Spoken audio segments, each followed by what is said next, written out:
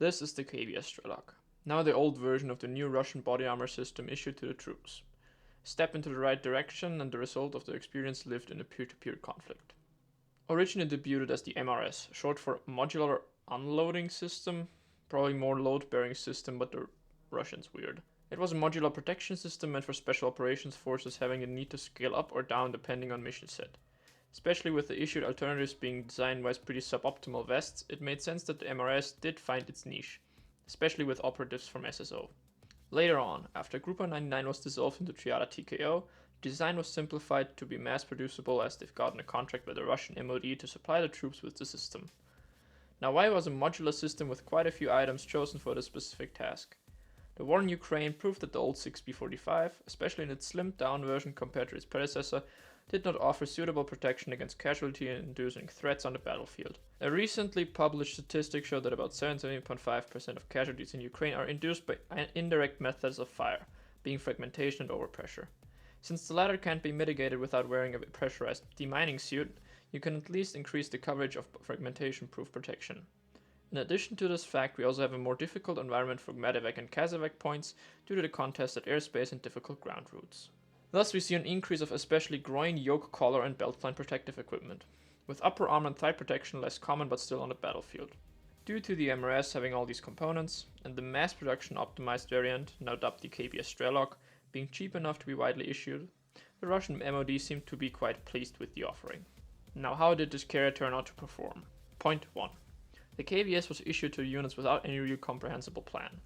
Frontline units as well as rear echelon units with little to no actual threat profile were equally issued the system, with some frontline units still stuck to their old 6B45 or worse options.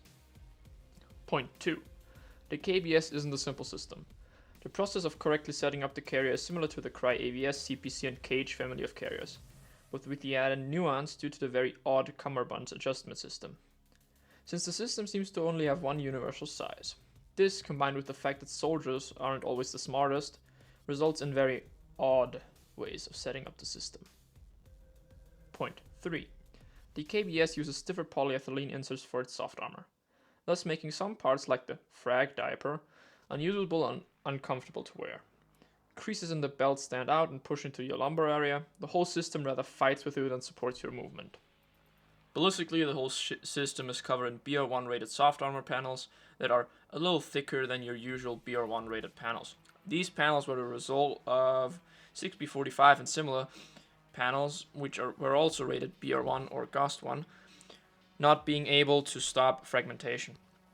There's a pretty cool test from 715 team where they tested a 6B46 demining complex and a Ford frag suit against the MRS, so the predecessor of the Strelok, and the MRS actually had pretty good frag performance. The plates are made by Shalkovo Silk Weaving Factory, the normally issued ones to say. This example of a KBS has been delivered with mass-produced granite plates, which, compared to the older generation of granites, has severely degraded in finish quality. They don't even write the rating on the plate anymore, but guessing from the thickness, this one should be a BR6 plate, and there are even cracks where the aramid backing fibers can be seen, which is a bit detrimental in my opinion. My personal gripe with the system would mainly be about the fit. I just like the overly wide plate bags. Since normally plate carriers are as wide as the plate at the shoulder level, the already pretty wide granite plates plus an inch of width or more of the plate bag itself just makes it extremely uncomfortable for me to shoulder a weapon. So my stock either rests on the plate or on my shoulder joint, and especially if you don't have a collapsible stock, which is alright to use when put on the plate, your length of pull will be incredibly long. Also, the disassembly is pretty annoying since the plate section of the plate bag has a fuck ton of Velcro and the pull tab is way too short. You have to work for like 10 minutes to just get the plate out, and the soft armor is separate, but due to the way the polyethylene needs to be a little folded because it's so stiff, you also have to remove the plate if you just want to remove the soft armor inserts, or you have to play around for an eternity just to get the soft armor insert out. Quick overview of the Strelok itself on my beautiful table. Starting with the placard, standard 8-column placard as featured by the carrier itself. The spacing of these two quasum buckles should allow for other placards to be used. It can be either mounted with, as said, these quasum buckles, or these weird buckles that split. It's like an S form, which are attached to these 3 loops. I don't know if any other placard or Russian placard that would actually support this all use quasum buckles. This mag pouch is the one delivered with the Strelok suite. The flap can be entirely removed, can be folded inward as seen here, has tightness adjustment, and fits both AK and AR-15 mags perfectly fine. Actually pretty solid pouch design. Here we have the 2-piece groin flap, which is attached via this double hook-sided Velcro flap. The bottom panel, which is the actual dick flap, can be length adjusted with these ladder webbing ladder, whatever the fuck, and the G-hooks. Pretty stiff, as mentioned, with the poor quality polyethylene inserts.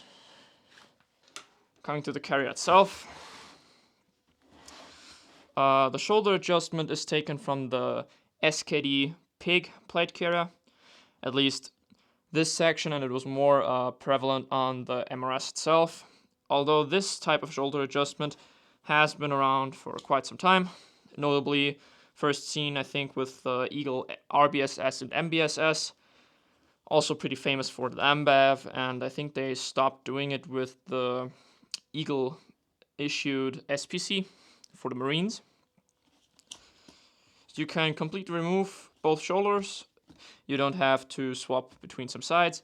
And up here we have the attachment points for the shoulder armor. Both can be adjusted via these webbing loops on the shoulders, which seem to have standard MOLLE spacing. Cummerbund is either just a normal Velcro cummerbund, or this proprietary sort of quick release system, which has 2 side release buckles here with these string pull male buckles. Pretty neat, but I would have the concern if they get pulled on like foliage, they could just release. Then looking at the rear of the plate bag, here we have loop fields for either the collar or caps, so the external trauma pads the Russians have been using for years now. This is the loop for the harness. In comparison to the AVS, this loop is way too big. I also think the harness in this section is way too big. If you, for example, look at the CPC, has around the same insert length or like width as the AVS and the cage, and it just had a little flap here, like I don't know how to call it. Just, yeah, the thing to insert is smaller, and it's by far easier because it's pretty obnoxious to get this thing into this loop while trying to put it on.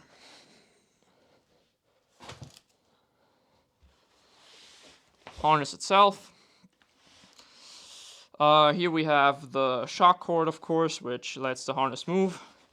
What I don't like is that the harness often doesn't stay center. It likes to flop around from left to right.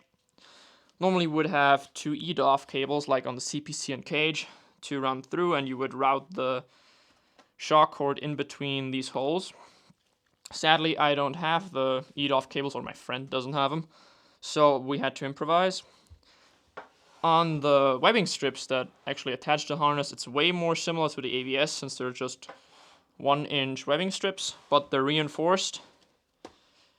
And of course you have a limiter back here, or some stuff like that. I think you actually have to put the limiter over these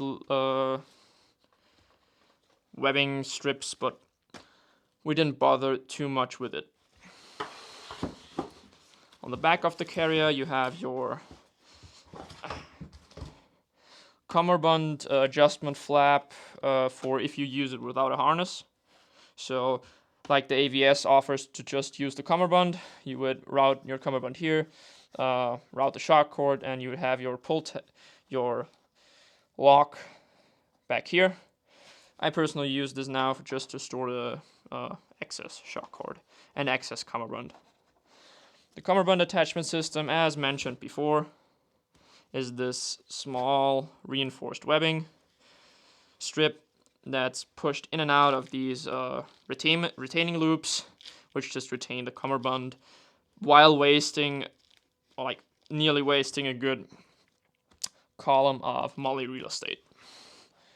And under here we have the attachment with two different heights for the structural kinetic skeleton system.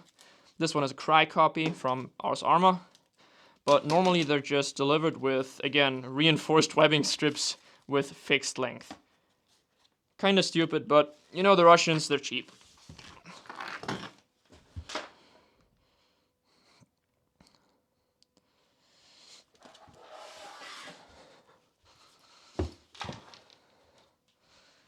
Last up, we have the belt. The pouches on the belt are not with the KBS except this radio pouch, which I couldn't figure out how to use correctly. I gave up. It's kind of useless. Anyway, the belt, from the looks of it, looks like a slimmed down version, especially in the front, to the AVS low profile belt. Kind of reminds me of a mixture between the AVS low profile belt and the Tier Gunfighter. Here we have the split bar buckles for the thigh armor. What I really like about this belt is actually the length adjustment system.